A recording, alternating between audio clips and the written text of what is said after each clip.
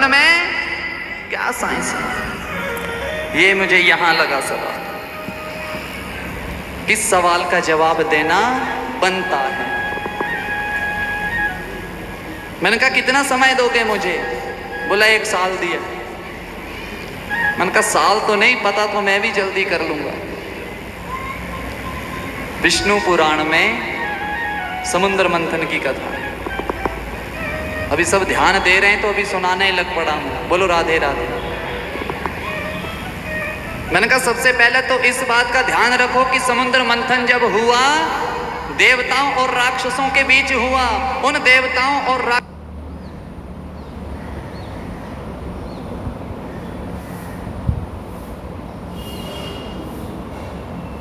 लिए मंदरांचल पर्वत को उठाकर लाया। किसने? विष्णु भगवान। किसने?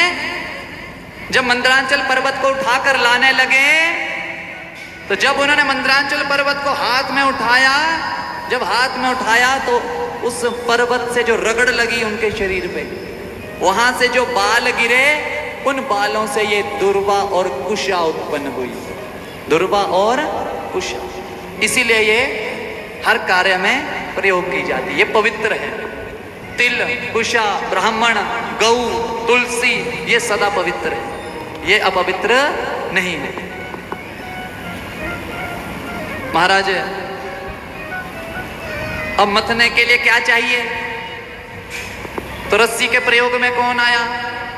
वासुकी नाग। वासुकी नाग 50 फीट लंबा लगभग, और उसी वासुकी नाग को कौन अपने गले में धारण करते हैं? कौन? बोले शंकर भगवान की। सोचो, जो आदमी 50 फीट के सांप को गले में लटकाते है तो वो खुद कैसा होगा? बोले शंकर भगवान की। अपने कंधे पर एक रुमाल रखते हैं तब हम थक जाते हैं, तो जिन्होंने 50 फीट का एक नाग रखा है वो कैसे होंगे? देखने में कितने होंगे, सुंदर कितने होंगे। हैं कर्पूर गौरम, कर्पूर गौरम। कपूर कैसा होता है?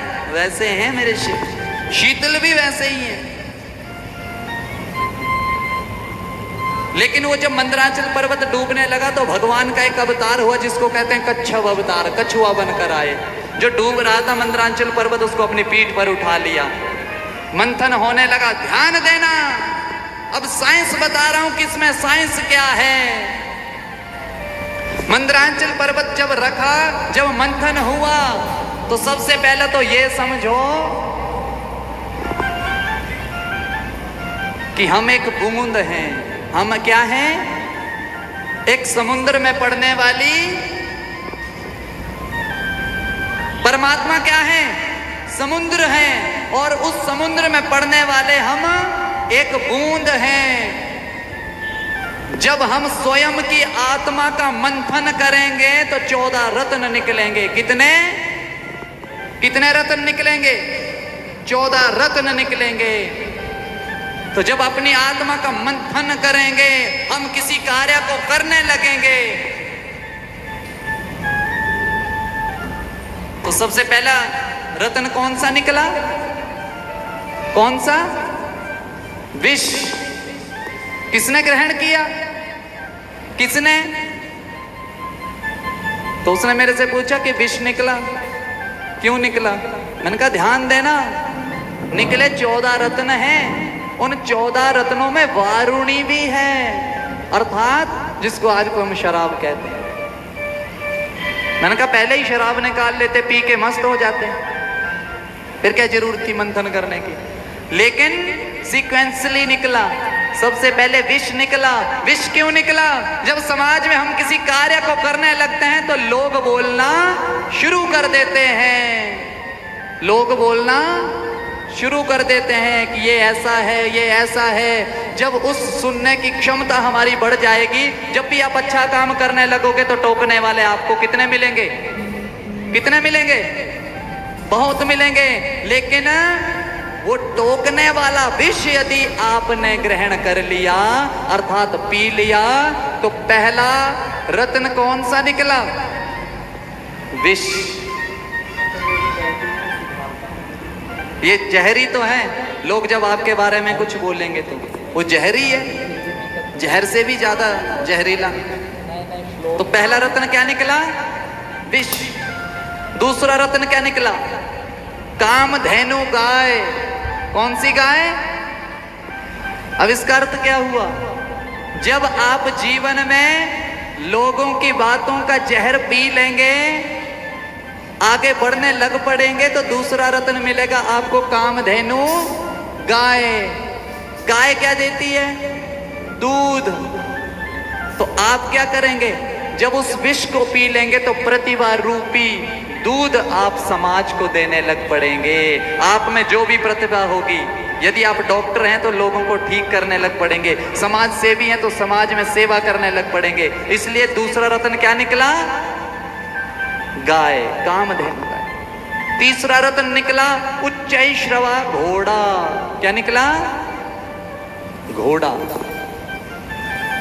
वो जब घोड़ा निकला, घोड़ा क्या करता है? दौड़ता है ना, भागता है। उच्चैश्रवा घोड़ा अर्थात जिस घोड़े के पंख लगे होते हैं, वो इतना स्पीड दौड़ता है। जब आप लोगों की बातों का जहर पी लेंगे और प्रतिभा रूपी दूध को लोगों को पिलाने लगेंगे, तो आप सही ट्रैक पर जा रहे हैं। तो आप एक घोड़े की तरह दौड़ते दौड़ते आगे बढ़ने लगेंगे।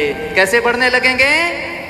आगे बढ़ने लगेंगे। आपका दृढ़ संकल्प हो गया, आपको एक लाइन मिल गई, आपको एक एम मिल गया है। इसलिए तीसरा रत्न निकला उच्चैश्रवा घोड़ा। लेकिन चौथा रत्न जो निकला उसको ध्यान से सुनो, वो है ऐरावत हाथी। क्या है? रात को 10 बजे यहाँ से ऐरावत हाथी। हाथी जिस भी गांव में जाते हैं सब उसका स्वागत करने के लिए तैयार रहते हैं, लेकिन हाथी के पीछे भौंकते कौन है? कौन भौंकते हैं? जोर से बोलो। कौन? हाथी के पीछे कुत्ते भौंकते हैं। जब आप अपने संकल्प को लेकर आगे भाग रहे होते हैं घोड़े की तरह, तो यहां घबराना नहीं है। कुत्तों का काम क्या होता है? क्या होता है? आपकी चाल नहीं डगमगानी चाहिए। इसलिए हाथी के पीछे 500 कुत्ता भी लग जाए तो हाथी अपनी ही चाल में मस्त चला रहता है। अच्छा, कुत्ते भी कैसे होते हैं? आगे कोई नहीं आता, आगे सब पीछे से करते हैं। अच्छा, कुत्तों की भी एक लाइन है, उस लाइन से आगे बस भौंकते हैं, फिर चूं चूं करते करते फिर उसी थाली को ढूंढते, वो वहीं तक रहते हैं। लेकिन वो हाथी उसी चाल में चलता चलता अगले गांव में अपने स्वागत की तैयारियां करवाता है। लेकिन उस हाथी के बाद निकलता है कल्प वृक्ष, जिस वृक्ष के नीचे बैठकर आप किसी भी चीज की मांग कर सकते हो। तो जब आपकी चाल हाथी की तरह हो जाएगी, आपके पीछे जो कुत्ते लगे हैं आप उनसे डरेंगे नहीं, तो जीवन में आप लोगों को सब कुछ देने वाले हो सकते हैं। जब सब कुछ देने वाले हो जाएंगे तो फिर निकलती है कौस्तुभ मणि। लोग आपको एक ताज पहना देंगे। कौस्तुभ मणि जो है भगवान के माथे पर विराजमान है, तो वही लोग आपको मुकुट पहना देंगे।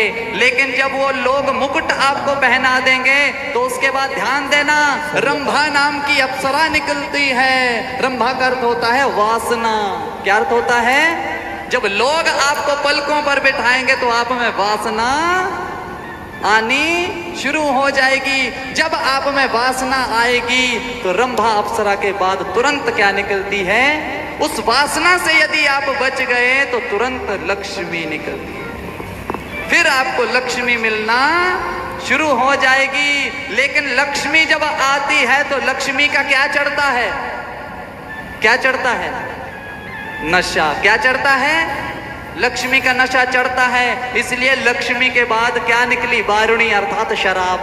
वो नशा आपको नहीं चढ़ना चाहिए, उस नशे से बचना है। लक्ष्मी आ गई तो नशा ना चढ़े, इसलिए शराब निकली, उस नशे से बचो। उसके बाद क्या निकला? चंद्रमा। चंद्रमा शीतल होता है, चंद्रमा शांत होता है। यदि लक्ष्मी आ गई, नशे में नहीं पड़े, तो चंद्रमा निकला, उसकी तरह शांत रह गए, तो चंद्रमा के तुरंत बाद पारिजात पुष्प निकलता है। जैसे पारिजात पुष्प की खुशबू चारों दिशाओं में फैलती है, जब आप चंद्रमा की तरह शांत हो जाओगे तो आपकी खुशबू चारों दिशाओं में फैलेगी। जब चारों दिशाओं में आपकी खुशबू फैलेगी तो उसके बाद निकलता है पांचजन्य शंख।